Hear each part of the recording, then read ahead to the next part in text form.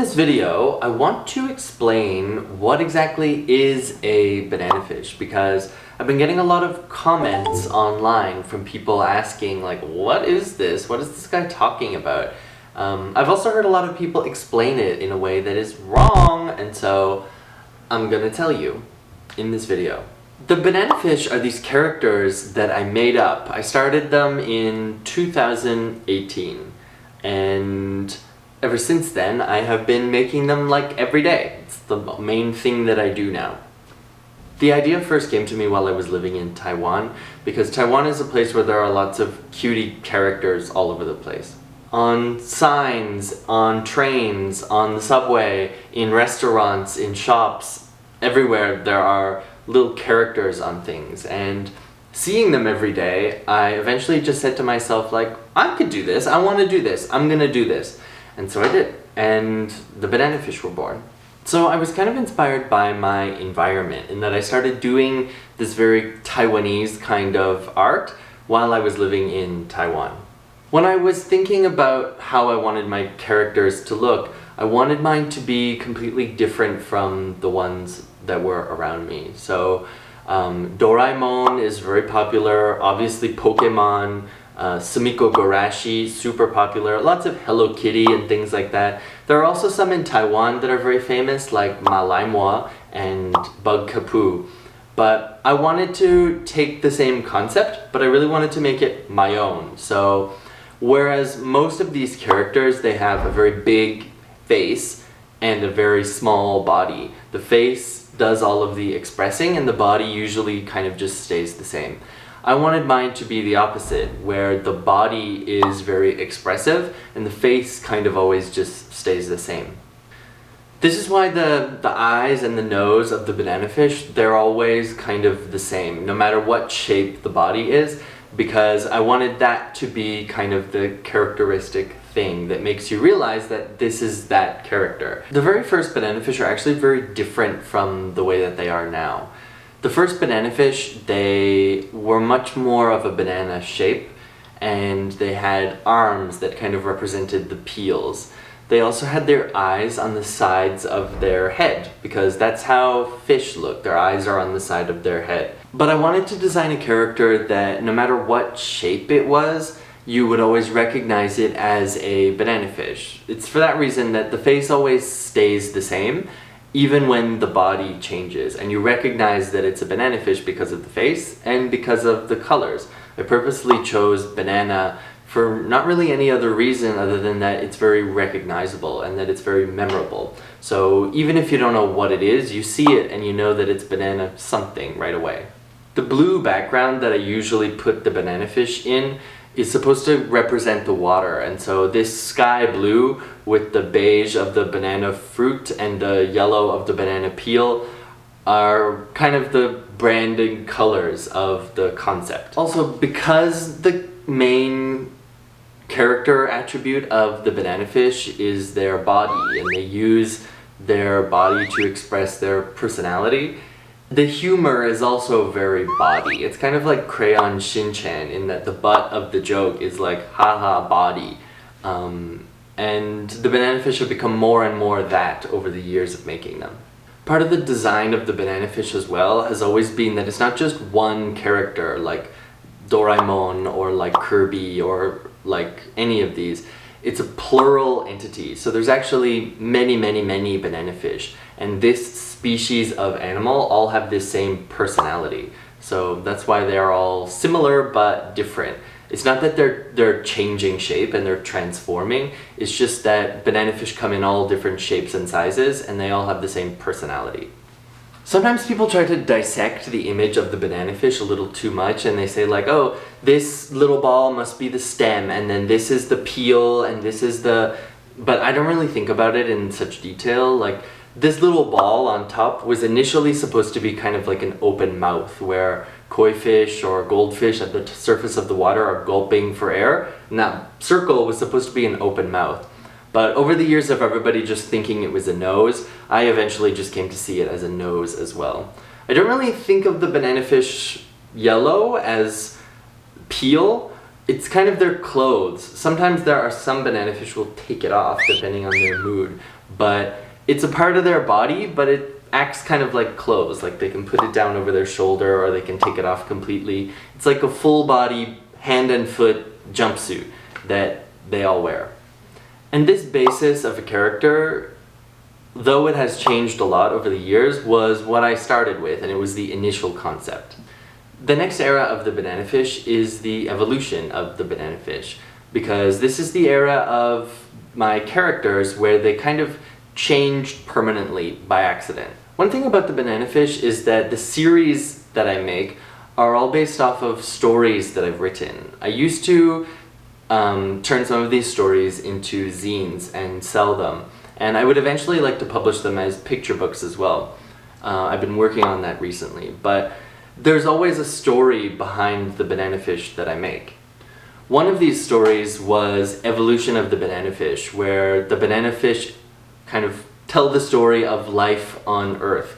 And so I was drawing microorganism banana fish, frog banana fish, dinosaur banana fish, banana monkeys, banana people, and I got a lot of practice changing the shape of the banana fish, but still having the same personality in the poses of the body, regardless of whatever form they had taken on. I also turned this series into one of my first exhibitions, and so I got a lot of practice making banana fish in different ways. After this series was over and regularly scheduled banana fish programming had resumed, I noticed that I was no longer drawing the initial banana fish that I described earlier. They had evolved. Now the banana fish stood up on two legs and they were more like a person than they were like a fish. However, I didn't want to change my concept because I still liked the idea of banana fish, and even though they didn't look like fish, I didn't think it mattered. Sometimes people would criticize it and say, why is this banana fish and not banana person? To which I would always say that there are many different kinds of fish in the ocean, and sometimes they don't look like you would expect a fish to look, and so this is just one of those. It's also just a cartoon character. Like, how many of your favorite characters do you forfeit some of the ways in which they're not true to reality or true to the animal that inspired that character because you realize it's just a cartoon character? I really like the artists who take a lot of liberties in reimagining whatever it was that inspired their character. So if they don't have ears, or if they don't have as many legs as you would expect, or if you look at all of the Pokemon and how some of them are very loosely inspired by the original animal, those ones are often the most interesting because they're the most unique. It's also not so serious. Like, do we really need to rationalize every cartoon character? Like, maybe it can just be a funny, silly thing. Why do we have to be like, Winnie the Pooh is a bear, he's not supposed to be yellow? Like, I don't think it matters. Ever since the banana fish stood up for the first time, they have been standing ever since. And although there are many different kinds of banana fish, some have no arms and some are just like a snake or like a giant or walk on all four, they're all banana fish because banana fish come in infinite shapes and sizes. The next era of banana fish is kind of the era that I'm in right now. And this is not an era of banana fish where they change shape or the idea is different, but it's more the era where I'm able to explore what the banana fish actually mean and why I've been doing this consistently for like 5 years. A couple of years ago, I was at one of these big exhibition events in Taiwan, and there was this older guy walking along looking at all the different booths with the artists who were doing what I'm doing. And when he saw the banana fish, he said to his friend in Chinese, "Oh, this one is different. This one is a little bit more art." And then he looked at me and he also said to his friend in Chinese, "Oh, it's because it's a foreigner." And I thought it was memorable because I think he was touching on a side of the banana fish that I wanted to explore more. And hearing someone say it like that affirmed it to myself that I was gonna try and pursue that. I wanted to explore more of the fine art side of the banana fish. I think I had developed it as a brand and as a concept, but I wanted to look at this concept in different ways and produce some other things. I wanted to produce more artworks in addition to making merchandise. A friend of mine told me about this master's program in Canada where as long as you are within the parameters of environmental studies, you can kind of do whatever you want. And so I decided to bring the banana fish to this context. And looking at the banana fish through an academic lens has really helped me kind of uncover all of the parts of the banana fish that I had never really taken the time to thoroughly think about. In this program, almost every assignment that I've done, I've been able to create something instead of writing an essay, or I'm able to write an essay about something related to my practice as an artist or about my concept of the banana fish. And it has been really productive for me to think critically in this context about the banana fish. I also get lots of feedback from my classmates, and I was assigned an advisor who is a professional artist, and getting their feedback about the story of the banana fish and about my artwork and about the directions that I can take has been really helpful in seeing the banana fish in new ways. I think this Masters of Banana Fish has allowed me to uncover the ethos of the banana fish and why I do this and what this means to me and what it could mean to the people who see my art or who are interested in the stories that I write.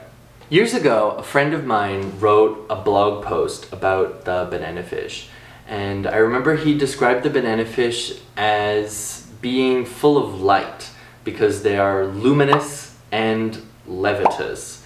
Luminous in that they shed light on the hidden truths of our world and about life, and levitous in that they do it in a very silly and goofy way. I think this combination of qualities is why I've become so attached to the banana fish over the years. The longer I make banana fish, the more I can see myself in the stories that I write, and I think that that is what has made making banana fish so meaningful to me and why I keep doing it. I think this era of the banana fish, where I've been able to really spend time thinking critically about what the banana fish stand for and about what they mean to me, has been really productive.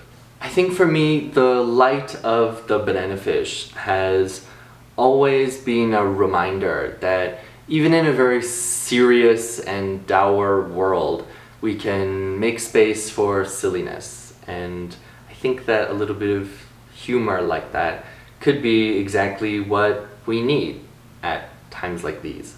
I'm thankful as well that I have the banana fish as a reminder to myself, and hopefully as a reminder to other people that life doesn't have to be so serious. This is kind of an abridged version of the story of the banana fish up until now. I think that the banana fish will continue to change, and I think that's a good thing. I hope I can continue to expand the banana fish as a brand or as an art concept and as a story. I hope I can publish my banana fish books someday, and I hope that I can continue to make bigger and bigger exhibitions to share the light of the banana fish with people wherever they are. I wish I could just give a very simple answer about what the banana fish are, but I think that the longer I make banana fish, the more complicated it becomes, because even though this is a very silly thing, this is something that I care about a lot and that is very important to me. And so I think that it will only get more complicated as I continue to create. And I think that's a good thing.